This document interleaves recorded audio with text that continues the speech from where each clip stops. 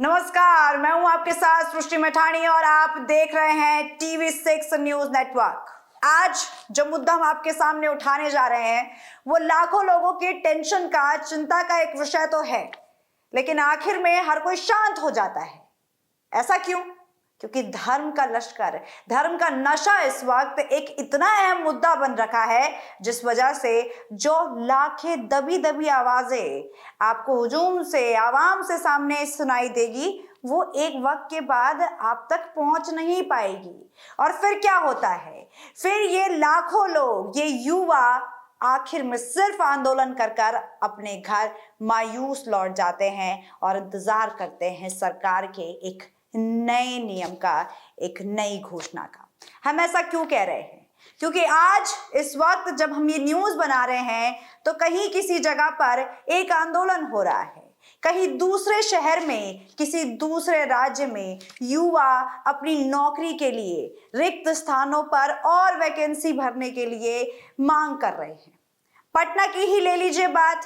पटना के अंदर अभी इंजीनियरिंग, लोको पायलट्स और रेलवे की भर्ती को लेकर कम वैकेंसियां सामने आई हैं और इस वजह से वहां पर कई लोग, कई युवा देखा जा रहा है कि वहां पर आंदोलन कर रहे हैं। आपको कुछ वीडियो भी हम दिखाएंगे, लेकिन ये सभी वीडियो बाकी दूसरे यूट्यूब चैनल से है।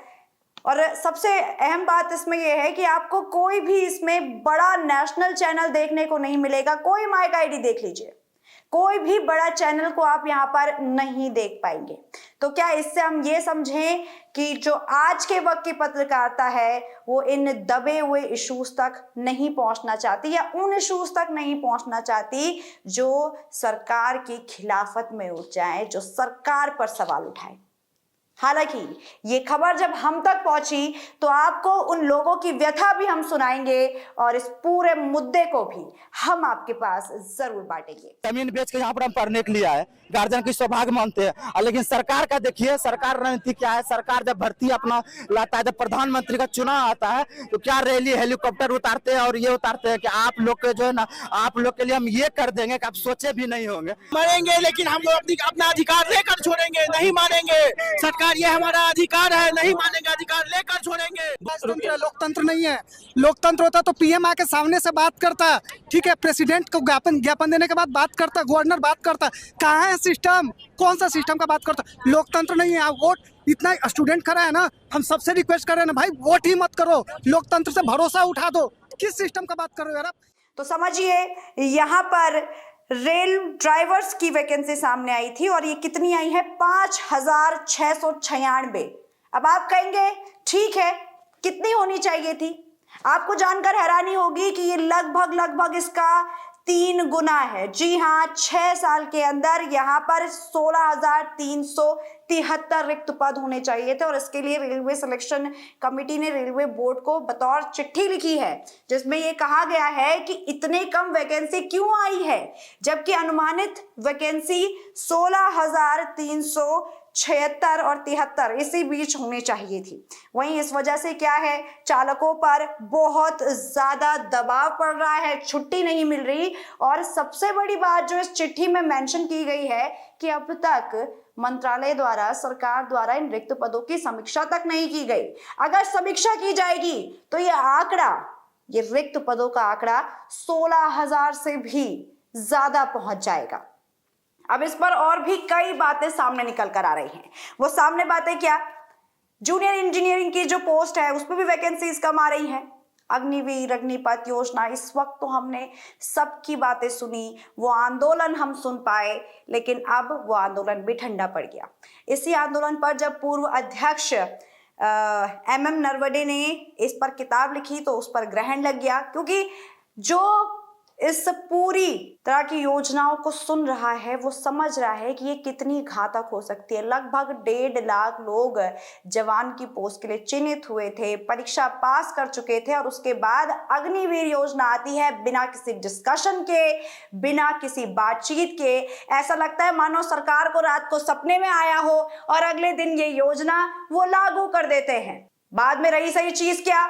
अगर आंदोलन हुआ, अगर आवाज उठाई तो उसको कुचल दो, लेकिन धीरे धीरे, जिससे किसी को पता ना चल सके। यही हो रहा है आज के वक्त में। एक बार फिर बिहार में कन्हैया कुमार, जयराम रमेश, ये यहाँ पर क्या करते हुए दिखे हमको, एक प्रेस कॉन्फ्रेंस करते हुए दिखे, जहां पर एक बार फिर से उन्होंने वो मुद्दा उठाया जो अब दब रहा है, कुचला जा रहा है, वो अग्निवीर का मुद्दा है। और इसीलिए हमें जरूरत लगी कि नौकरी के, रेलवे भर्ती के, अग्निवीर के और वो ऐसे मुद्दे जो कि हमारी अर्थव्यवस्था को लेकर जुड़े हुए हैं, इनको उठाया जाए। वहीं इस पूरे मामले के अगले पड़ाव पर बलता है। थोड़े आंकड़े हैं तो ध्यान से सुनिएगा। सबसे पहले राज्यसभा सांसद जॉन बिटर है, इन्होंने एक बड़ा सवाल उठाया। वो सवाल क्या था मैं आपको आगे बताऊंगी, लेकिन साथ में इंडियन यूनियन मुस्लिम लीग के जो सांसद है अब्दुल वहाब, ये भी एक बात रखते हैं रेलवे नियुक्ति से लेकर ही। और आपको जानकर हैरानी होगी, पर सुशील मोदी भी कई बार सरकार से रेलवे नियुक्ति को लेकर सवाल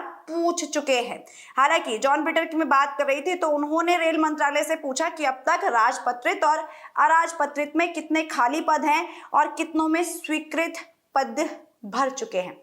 क्या था ये आंकड़ा? इसका जवाब यहाँ पर रेल मंत्रालय की तरफ से आता है, जहां पर बताते हैं कि राजपत्रित श्रेणी में स्वीकृत पत्र 18,848 है। इसके अलावा खाली पद कितने हैं? 2,680। ये यहाँ पर आंकड़ा बताया गया, यानी कि 14% यहाँ पर राजपत्रित श्रेणी में खाली पद हैं। अगर मैं यहाँ पर अराजपत्रित श्रेणी की बात करूं तो स्वीकृत पद कितने हैं? 14,63,000। वहीं अगर खाली पदों की बात करूं तो यह आंकड़ा 2,61,000 तक पहुंच रहा है, यानी कि 28% खाली पद।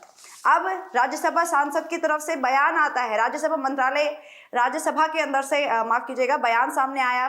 क्या कहा गया कि 2.5 लाख पद खाली है। ये कैसे उठा था? जब अब्दुल वहाब ने ये सवाल उठाया था कि रेल भर्ती के अंदर अभी कितने यहाँ पर ऐसी सीटें हैं जो कि कॉन्ट्रेक्चुअल बेसिस पे और कितनी सीटें परमानेंट बेसिस पे भरी हैं और खाली हैं, इसका आंकड़ा दीजिए। तो एक बार फिर से आंकड़ा आया, आंकड़ा सुनिए। 1 अप्रैल 2014 को खाली पद कितने? 2,93,000। 1 अप्रैल 2022 को कितने खाली पद? 3 लाख के पार। वहीं 1 जुलाई 2023 में 2,63,000 खाली पद थे। इससे आप क्या समझ रहे हैं? 1 अप्रैल 2014 से लेकर अगले यहाँ पर 30 जुलाई 2023, यानी कि 9 साल के अंदर 2.5 लाख से ज्यादा खाली पद है। ऐसे में क्या है, यह भी बयान सामने आया था कि लगभग 2.37 करोड़ परीक्षार्थियों की एक बहुत बड़े लेवल पर एग्जामिनेशन कराया गया और चयनित किए गए 1,39,050 उम्मीदवार, यानी कि 2.5 लाख पद अभी भी खाली हैं। तो जो बच्चे इतनी मेहनत कर रहे हैं, जो सरकार से आस लगा रहे हैं कि भाई अब हमारी भी बारी आएगी, पढ़ लिख कर एक बच्चा अपने घर को संभालेगा, देश के लिए कुछ नाम रोशन करेगा, आखिर उसे नौकरी मिलेगी तो मिलेगी कहां से?